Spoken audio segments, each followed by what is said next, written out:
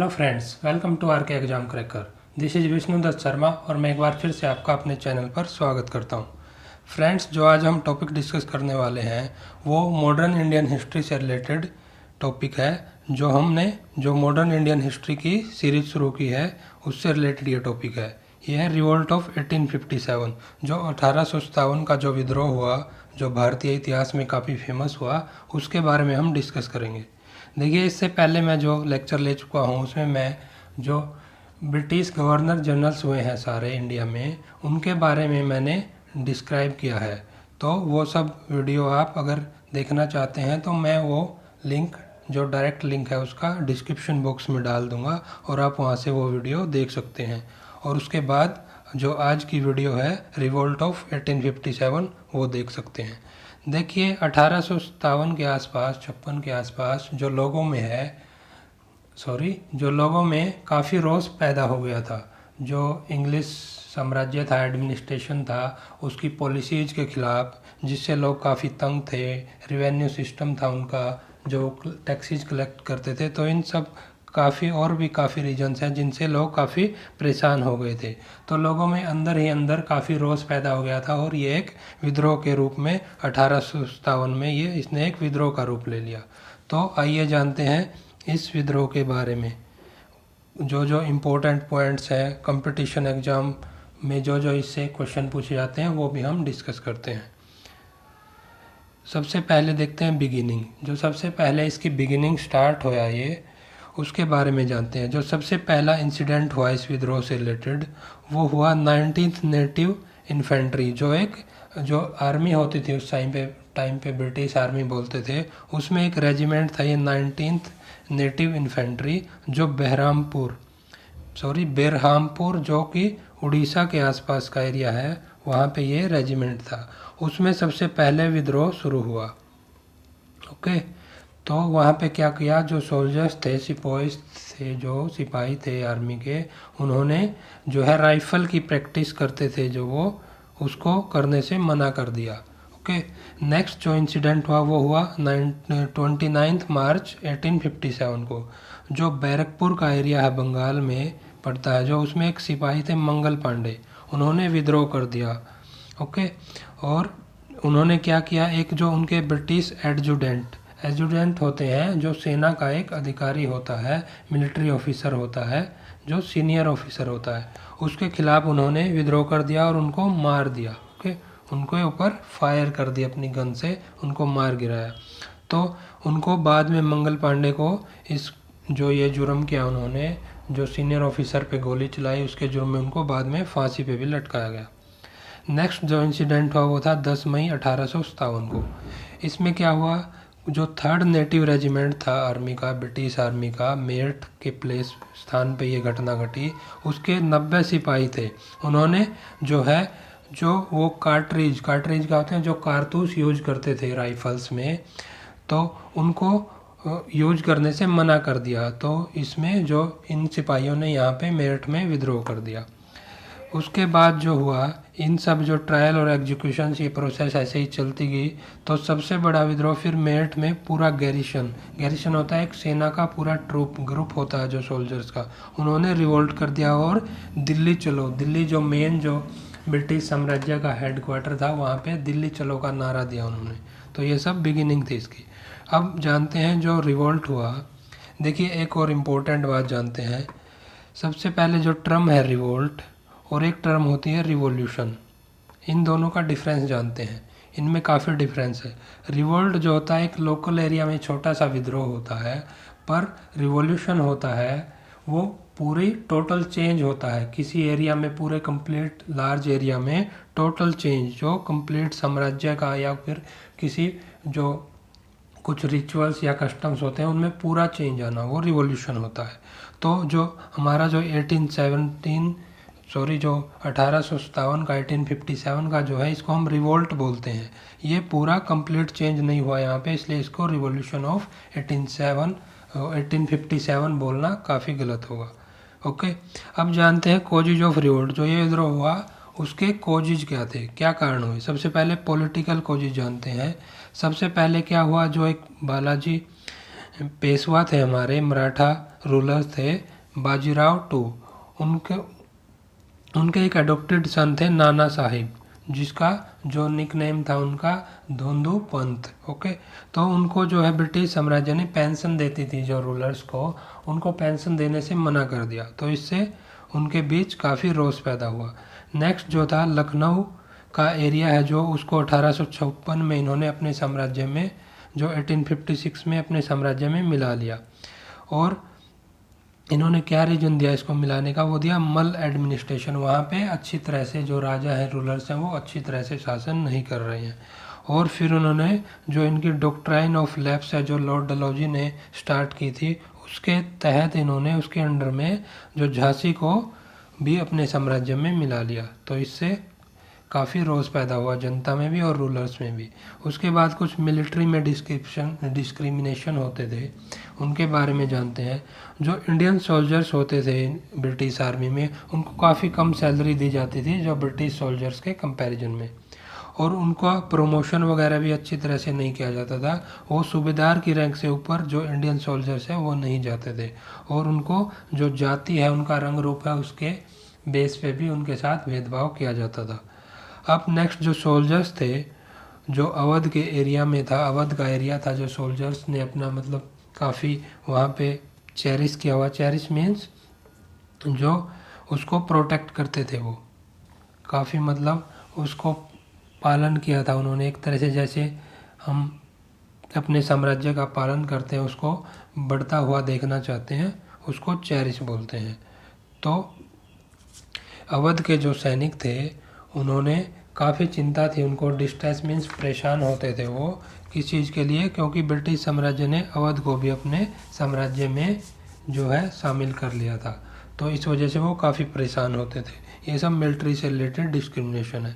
Next जो है religious, जो धर्म के नाम पर जो डिस्क्रिमिनेशन किया जाता था। देखिए जो सोशल रिफॉर्म्स हुए काफ़ी ब्रिटिश टाइम में, जैसे विडो रीमैरिज है, एबोलिशन ऑफ सती है, सती सिस्टम था जो उसको उन्होंने ख़त्म कर दिया, स्कूल फॉर गर्ल्स, लड़कियों को स्कूल में भेजना स्टार्ट कर दिया, और क्रिश्चियन मिशनरीज, क्रिश्चियन जो मिशनरीज थे वो यहाँ पे आने लगे अपने धर्म को फैलाने के लिए, तो ये काफ़ी रिफॉर्म्स हुए। पर जो इंडियन ऑर्थोडॉक्स थे, जो अंधविश्वासी लोग थे, वो इसको अपनी कल्चर के खिलाफ मानते थे, इंडियन कल्चर के खिलाफ मानते थे, वो इसको इंडियन कल्चर के लिए खतरा मानते थे, तो इससे उनके बीच काफ़ी जो है उनको परेशानी हुई, उनके बीच विद्रोह उत्पन्न हुआ। और फिर कुछ रूमर्स हुए, जो हमारे सोल्जर्स थे सेना में, वो हमारे जो कार्ट्रिज यूज करते थे, कारतूस, वो उसके बारे में एक जो मतलब रूमर्स फैल गए कि वो उनमें पोर्क का और बीफ का, जो बीफ होता है जो गऊ हमारी काऊ होती है उसका मांस, और जो पोर्क होता है जो सुअर होते हैं उनका मांस यूज किया जाता है, तो इससे काफ़ी लोगों में काफ़ी विद्रोह फैल गया इससे भी। नेक्स्ट जो है इकोनॉमी से रिलेटेड जो ग्रीवेंसेस लोगों की शिकायतें थी, काफ़ी ज़्यादा हैवी टैक्सेशन सिस्टम था, ब्रिटिश साम्राज्य जो टैक्स लेता था काफ़ी जो है उसका रेट काफ़ी ज़्यादा था। समरी इविक्शन होता है, जो टेनेंट्स होते थे, जो भी किराएदार होते थे, उनको लैंडलॉर्ड है अपनी प्रॉपर्टी से निकाल देते थे। किस वजह से? अगर वो अपने टैक्सीज है या फिर कुछ रिवेन्यू बाकी चीज़ों से रिलेटेड रिवेन्यू है वो देने में अगर वो समर्थ नहीं होते थे तो वो निकाल देते थे उससे। डिस्क्रिमिनेटरी टैरिफ्स पॉलिसी, उनकी जो टैरिफ पॉलिसी थी, जो टैक्स लगाते थे, वो टैरिफ होता है मेनली जो किसी जो सामान होता है, गुड्स होती हैं, उन पे जो टैक्स लगाया जाता है वो भी इंडियन प्रोडक्ट्स पे काफ़ी ज़्यादा लगाया जाता था as comparison to British products. Okay, destruction of traditional handicrafts, और जो हमारी ट्रेडिशनल जो हमारी लोकल हैंडीक्राफ्ट की इंडस्ट्री थी, जो लोग हाथ से कुछ चीज़ें बनाते थे, हस्तशिल्प की जो कला थी लोगों की, उसका बिल्कुल पूरी तरह से ख़त्म कर दिया गया और उसकी जगह पे ब्रिटिश चीज़ें यूज होने लगी। इससे क्या हुआ, जो पीजेंट्स थे, किसान लोग थे, जो आर्टिस्ट थे और जो छोटे छोटे ज़मींदार लोग थे, उनका बिल्कुल ही वो काफ़ी उनको धक्का पहुंचा या उनको काफ़ी लॉस हुआ। तो इससे लोगों में, इन सब लोगों में काफ़ी रोष पैदा हुआ और वो उनमें विद्रोह की भावना उत्पन्न हुई। ये सब रीजन थे जो विद्रोह के, जो धीरे धीरे ये एक विद्रोह का रूप लेते कि ये लोगों की जो परेशानियां हैं, जो उनको अंदर जो मनों में चिंताएं थी, ये सब विद्रोह का रूप लेगी। उस सब के ये रीजन हमने कवर कर लिए। नेक्स्ट जानते हैं जो सेंटर्स, जो विद्रोह के कुछ प्रमुख सेंटर थे जहाँ पे उनके लीडर्स थे, उनके नाम जानते हैं। ये एग्जाम में कई बार डायरेक्ट क्वेश्चन पूछ लिया जाता है, कौन से स्थान पे कौन से जो लीडर मेन कौन थे वहाँ के। तो दिल्ली का जो एरिया है वहाँ पे थे बहादुर शाह 2 और जनरल बख्त खान। ओके, जो झांसी का एरिया वहाँ पे रानी लक्ष्मीबाई ने जो लीड किया था रिवोल्ट को। बरेली के एरिया में खान बहादुर खान। नेक्स्ट कानपुर में नाना साहिब, तांत्या टोपे और अजीमुल्ला खान, ये तीनों वहाँ के लीडर्स थे। लखनऊ के एरिया में बेगम हजरत महल जो अवध से बिलोंग करती थी, और मौलवी अहमदुल्ला जो फैज़ाबाद से थे। जो फैज़ाबाद है, अवध है, ये सब एरिया यूपी में पड़ते हैं, जो उत्तर प्रदेश का एरिया है। आरा बिहार के एरिया में कुंवर सिंह ऑफ जगदीशपुर, जगदीशपुर भी बिहार में है, जो वहाँ के राजा थे कुंवर सिंह, उन्होंने इनको लीड किया। नेक्स्ट जानते हैं आउटब्रेक, जो ये घटना घटी, जैसे इसका विस्फोट हुआ, एक्सप्लोजन हुआ विद्रोह का, वो कैसे हुआ उसकी स्टार्टिंग जानते हैं। ये हुआ 29 मार्च 1857 को। जो मंगल पांडे है, ये मैं पहले भी बता चुका हूँ, उन्होंने अपने सीनियर ऑफिसर पे अटैक कर दिया, उन पे फायर किया, जो अपनी गन से फायर किया। और ये बिलोंग करते थे, ये 19 नहीं, ये 34th नेटिव इन्फेंट्री है, जो उससे बिलोंग करते थे, जो एक आर्मी का रेजिमेंट था उस टाइम पे। और ये घटना घटी बैरकपुर बंगाल के एरिया में। उसके बाद नेक्स्ट जो इंसिडेंट हुआ वो था 10 मई को, जो कुछ मेरठ में कुछ सिपाही थे को, जो सिपाही होते थे, जो सिपाही बोलते थे उस टाइम पे, मेनली जो इंडियन सोल्जर्स होते थे उनको बोलते थे, उनके बीच विद्रोह पैदा हो गया। और ये बिलोंग करते थे 3rd नेटिव कैवेलरी, कैवेलरी होता है जो घुड़सवार सेना होती है, उससे ये बिलोंग करते थे। नेक्स्ट जो इंसिडेंट हुआ वो था यूपी के एरिया में। और यूपी के एरिया में धीरे धीरे पूरे यूपी के एरिया में विद्रोह जो है पैदा होता गया, और वहाँ पे फैल गया पूरे यूपी के एरिया में। और कुछ जो इंडिया के जो बाकी पार्ट्स थे देश के, उनमें भी ये विद्रोह फैल गया। और जो विद्रोही थे उनका मेन जो स्लोगन था, जो नारा था उनके द्वारा, वो मार्च टू दिल्ली था। ओके, और दिल्ली में जो है मुग़ल एम्परर थे जो बहादुर शाह 2, वहाँ के जो शासक थे, उनको पूरे इंडिया का एम्परर घोषित कर दिया। प्रोक्लेम मीन्स डिक्लेयर कर दिया गया उनको। और जो कुछ एरियाज़ थे जहाँ पे ब्रिटिश के जो लॉयल थे, जो इंडियन लोकल रूलर्स थे, वहाँ पे वो ब्रिटिश साम्राज्य के लॉयल थे, उनके सपोर्टर थे। तो वहाँ पे सोल्जर्स ने, जो वहाँ के सिपाही थे, उन्होंने रिवोल्ट कर दिया। जैसे कि ग्वालियर और इंदौर का एरिया है, जो ग्वालियर और इंदौर के शासक थे वो ब्रिटिश के सपोर्ट में थे, पर वहाँ पे उनकी सोल्जर्स ने विद्रोह कर दिया। कुछ प्लेसेज पे क्या किया, जो सोल्जर्स से पहले ही, सिपाहियों से पहले ही लोगों ने, जो लोकल जनता थी, उन्होंने रिवोल्ट कर दिया। तो इस तरह से ये इसका विद्रोह का जो विस्फोट हुआ, ब्लास्ट हुआ। शुरू में क्या हुआ, विद्रोह हुआ, जो ये सबसे पहले जो शुरू में थे, जो विद्रोही थे, रेबल्स थे, वो काफ़ी सक्सेसफुल रहे, पर उन्होंने शुरू में काफ़ी यूरोपियन सैनिक थे जो उनको मार गिराया। लॉ एंड ऑर्डर था, और जो पुलिस स्टेशंस थे उनको भी उन्होंने अटैक किया। जो रेवेन्यू के रिकॉर्ड्स थे, जो टैक्स वगैरह के रिकॉर्ड्स थे जनता के, उनको सबको जला दिया गया, डिस्ट्रॉय कर दिया गया। पर धीरे धीरे क्या हुआ, जल्दी ही, ये बस थोड़े टाइम के लिए चला, धीरे धीरे पूरा जो है, जो विद्रोह का ये सीन था, जो ये विद्रोही काफ़ी सक्सेसफुल हो रहे थे, उसका पासा पलट गया बिल्कुल ही। क्या हुआ, काफ़ी रिवर्स हो गया। अब जो है इंडियन सैनिक्स मारे जाते थे, जो इंडियन सेना के लोग थे, वो सिपाही थे, वो मारे गए। और जो है उसने यूरोपियंस, जो ब्रिटिश ईस्ट इंडिया कंपनी के लीडर्स थे, उन्होंने अपना जो है वहाँ पे साम्राज्य स्थापित करना स्टार्ट कर दिया। अब जो विद्रोह से रिलेटेड जो इम्पोर्टेंट पर्सन्स थे, जो पार्टिसिपेंट्स थे, लीडर्स थे, उन्होंने कैसे कैसे विद्रोह में पार्टिसिपेट किया, ये जानते हैं। जो बख्त खान थे, जिन्होंने दिल्ली का एरिया वहाँ से लीड किया था, उन्होंने पूरे दिल्ली के एरिया को कैप्चर कर लिया, जो एकदम से पूरा दिल्ली पे अपना कब्जा कर लिया, जो कि एक बरेली यूनिट थी जो आर्मी की, उससे बिलोंग करते थे ये। और नाना साहिब, जिनको धोंधू पंथ के नाम से भी जाना जाता है, जो कानपुर से थे, उन्होंने तांत्या टोपे के साथ मिलकर और अजीमुल्ला के साथ मिलकर पूरा एक्टिवली रोल अपना पार्टिसिपेट किया, मतलब पूरा एक्टिव रोल था इनका विद्रोह में। उसके बाद बेगम हजरत महल, जो अवध से बिलोंग करती थी, उन्होंने अपने बेटे को अवध का नवाब घोषित कर दिया। नेक्स्ट, जो कुंवर सिंह और अमर सिंह थे उन्होंने बिहार के एरिया में पूरा एक्टिवली पार्टिसिपेट किया। नेक्स्ट जो रानी लक्ष्मीबाई थी, जो झांसी के राजा थे गंगाधर राव, उनकी विडो थी, विडो क्वीन यानी उनकी विधवा जो महारानी थी, उन्होंने तात्या टोपे के साथ मिलकर जो सिंधिया ऑफ ग्वालियर थे, जो कि ब्रिटिश ईस्ट इंडिया कंपनी के फेवर में थे, उनके सपोर्ट में थे, उनको मिलके हरा दिया।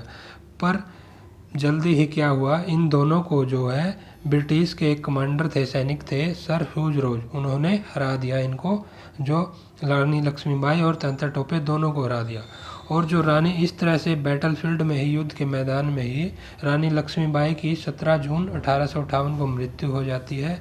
और जो तात्या टोपे हैं उनको पकड़ लिया जाता है, कैप्चर कर लिया जाता है और उनको बाद में फांसी पर लटका दिया जाता है 1859 के आसपास। मौलवी अहमदुल्ला हैं जो पहले उन्होंने अवध से लीड किया विद्रोह को, और बाद में रोहिलखंड जो अवध के आसपास का ही यूपी का एरिया है वहाँ से विद्रोह को लीड किया। और जो मथुरा और मेरठ में है वो रिस्पेक्टिवली देवी सिंह और कदम सिंह, इन दोनों ने इन एरियाज में विद्रोह को लीड किया। ओके, तो ये थे विद्रोह के मेन लीडर्स। नेक्स्ट है सप्रेशन ऑफ रिवोल्ट। देखिए विद्रोह पूरी तरह से सक्सेसफुल नहीं हो पाया, ये बस कुछ समय के लिए कुछ एरियाज में ही सक्सेसफुल हुआ। उसके बाद विद्रोह को दबा दिया गया, जो ब्रिटिश सेना है उसने विद्रोह को दबा दिया पूरी तरह से। तो आइए जानते हैं जो इनके मेन कमांडर्स थे, जो सेनापति थे इनकी आर्मी के, वो जानते हैं कौन से एरिया में किन्होंने विद्रोह को दबाया। इससे रिलेटेड भी क्वेश्चंस एग्जाम्स में आते हैं। जो दिल्ली का एरिया है वहाँ पे जॉन निकलसन और हडसन ये कमांडर थे इनके, जिन्होंने विद्रोह को दबाया। कानपुर के एरिया में कैंपबेल और हैवलॉक थे। नेक्स्ट जो झांसी का एरिया वहाँ पे ह्यूज रोज, जिन्होंने जो रानी लक्ष्मीबाई हैं उनको भी मार दिया था। नेक्स्ट जो बनारस का एरिया है वहाँ पे जेम्स नेल जी ने विद्रोह को दबाया था। लखनऊ के एरिया में हैवलॉक, ओट्राम, जेम्स नेल और कैंपबेल ये जो ब्रिटिश आर्मी के लीडर्स थे, कमांडर्स थे, जिन्होंने विद्रोह को दबाया था। तो ऐसे धीरे धीरे जो 1858 के एंड तक विद्रोह को पूरी तरह समाप्त कर दिया गया, यानी 1857 के एंड होते ही विद्रोह बिल्कुल रिवोल्ट ऑफ 1857 ख़त्म हो गया था। ब्रिटिश जो साम्राज्य है उनका सभी जगह साम्राज्य स्थापित हो गया था। अब जानते हैं जो फेट ऑफ लीडर्स, जो इसके लीडर्स थे, जो मेन लीडर्स हुए विद्रोह के, उनके बारे में जानते हैं, उनका फ्यूचर क्या रहा, उसके बाद विद्रोह के बाद उनके साथ क्या किया गया। जो बहादुर शाह टू थे, जो दिल्ली के एम्पायर थे पूरे, उनको डिपोर्टेड टू रंगून, रंगून है जो पुराने टाइम में बर्मा का एरिया था, बर्मा जो आज करंट में म्यांमार बोलते हैं, उसकी कैपिटल होता था ये रंगून। वहाँ पे उनको डिपोर्ट कर दिया गया, डिपोर्ट मीन्स देश से निकाल दिया गया, वहाँ पे भेज दिया गया और वहाँ पे रखा गया उनको, और वहीं पे उनकी 1862 में उनकी मृत्यु हो जाती है। उसके जो बेटे थे उनको भी वहीं पे मार दिया जाता है। नाना साहिब और बेगम हजरत महल जो है वो नेपाल के एरिया में वहाँ पे भाग जाते हैं, यहाँ से छिपकर नेपाल के एरिया में भाग जाते हैं। रानी लक्ष्मीबाई है वो डाइड इन दी बैटलफील्ड, वो जो पहले भी बता चुका हूँ मैं, जो कमांडर थे ब्रिटिश आर्मी के ह्यूज रोज, उन्होंने इनको युद्ध के मैदान में मार गिराया था। तात्या टोपे उनको पकड़ लिया गया था ब्रिटिश आर्मी के द्वारा और बाद में 1859 में उनको फांसी पर लटका दिया गया। नेक्स्ट जानते हैं, जो देखिए जो विद्रोह फेलियर हुआ हमारा 1857 का, उसके बारे में जानते हैं वो फेलियर क्यों हुआ, उसके कुछ रीजन्स जानते हैं। सबसे पहला रीज़न है जो कुछ हमारे इंडियंस रूलर्स थे, लोकल इंडियन रूलर्स थे, उन्होंने ब्रिटिश आर्मी का साथ दिया, वो एक्टिव सपोर्ट में थे ब्रिटिश आर्मी के। जैसे इनमें कुछ प्रमुख रूलर्स हैं, Scindia of Gwalior, Holkar of Indore, Nizam of Hyderabad, Raja of Jodhpur, Nawab of Bhopal, और जो पटियाला, सिंध और कश्मीर के रूलर्स थे, और राणाज ऑफ नेपाल, इन सब ने ब्रिटिश आर्मी का साथ दिया। उसके बाद जो हमारी मिलिट्री थी, जो हमारे इंडियन सिपाही थे, विद्रोही थे, उनके पास जो इक्विपमेंट्स थे, टूल्स थे जो लड़ने के लिए, वो काफ़ी इन्फीरियर क्वालिटी के थे, काफ़ी लो क्वालिटी के थे। बल्कि जो ब्रिटिश आर्मी के पास थे वो मॉडर्न टेक्निक के जो हथियार यूज किए थे उन्होंने। जो इफ़िशिएंट लीडरशिप है वो भी हमारी आर्मी के पास, हमारे सैनिकों के पास वो लीडरशिप की भी कमी थी in comparison to British. British के लीडर्स काफ़ी जो है एक एफिशिएंट लीडरशिप थी, उनके लीडर काफ़ी मतलब उच्च कोटि के लीडर्स थे उनके, और जो हमारे लीडर्स थे वो काफ़ी अलग अलग जगह विद्रोह पैदा हुआ लोकल एरियाज़ में, उनका कोई एक मेन लीडर नहीं था जो उनको लीड कर सके। और जो मॉडर्न इंटेलिजेंट इंडियंस हैं, जो पढ़े लिखे भारतीय लोग थे, जो बाहर विदेशों में पढ़ के आए थे दूसरे देशों में, मेनली इंग्लैंड में, उन्होंने इस रिवोल्ट को जो है सपोर्ट नहीं किया। ये भी एक मेन रीज़न था इसके जो असफल होने का। अब जानते हैं इम्पैक्ट ऑफ रिवोल्ट। जो ये रिवोल्ट हुआ उसके बाद में इसके क्या प्रभाव रहे। देखिए, ये मेनली एक फ्यूडल टाइप का रिवोल्ट था, जिसमें कुछ लोग जो जागीरदार थे, सामंतवादी लोग थे, पीजेंट्स थे, जो ब्रिटिश साम्राज्य से तंग आ चुके थे, उनका एक विद्रोह था ये। और कुछ जो सम नेशनलिस्ट एलिमेंट्स थे, जो राष्ट्रवादी लोग थे, जो भक्ति की भावना से जो राष्ट्र प्रेमी थे, वो भी इसमें शामिल थे। ये सब लोग बस शामिल थे, पूरा एक मास मूवमेंट नहीं हुआ ये। तो इसमें जो इफ़ेक्ट हुआ, इसका इम्पैक्ट हुआ, वो था जो ब्रिटिश गवर्नमेंट है वो एक गवर्नमेंट ऑफ इंडिया एक्ट 1858 लेके आई, और उसके तहत इन्होंने क्या किया, जो कंट्रोल है इंडियन एडमिनिस्ट्रेशन का, वो पहले ब्रिटिश ईस्ट इंडिया कंपनी चलाती थी, तो वो कंट्रोल जो है ट्रांसफ़र कर दिया गया ब्रिटिश क्राउन। जो ब्रिटेन में क्राउन है, उनका जो महारानी थी, उनके पास ये ट्रांसफ़र कर दिया गया, उनके डायरेक्ट कंट्रोल में आ गया इंडिया का जो एडमिनिस्ट्रेशन है। और जो आर्मी में भी काफ़ी रीऑर्गेनाइजेशन किया गया, यहाँ पे जो सैनिकों को बदला गया काफ़ी, मतलब जो सैनिक विद्रोह कर चुके थे उनको हटा दिया गया, और जो नए सैनिक भर्ती किए गए जो इंडियंस, जो ब्रिटिश आर्मी के काफ़ी लॉयल थे। तो ये इस वजह से किया गया ताकि दोबारा से ऐसी घटना ना घट सके। तो ये सब जो इस विद्रोह के इम्पैक्ट हुए मेन। ओके, तो हमने ये जो 1857 का विद्रोह हुआ, रिवोल्ट हुआ, उसके बारे में जो इम्पोर्टेंस उसके बिगिनिंग हुई, और जो उसके लीडर्स हैं, कैसे अंग्रेज़ों ने इसको दबा दिया, और इसके फेलियर के कोजिज क्या है, इसके जो जो इम्पैक्ट पड़े, उसके बारे में जानकारी काफ़ी डिस्कस कर ली। आशा करता हूँ ये जानकारी आपके लिए यूजफुल होगी और आपको पसंद आई होगी। Thanks for watching this video. For more videos please like, share and subscribe my channel. Okay, तो वीडियो को यहीं पे समाप्त करते हैं और मिलते हैं नेक्स्ट वीडियो में एक इम्पोर्टेंट टॉपिक के साथ। Thank you.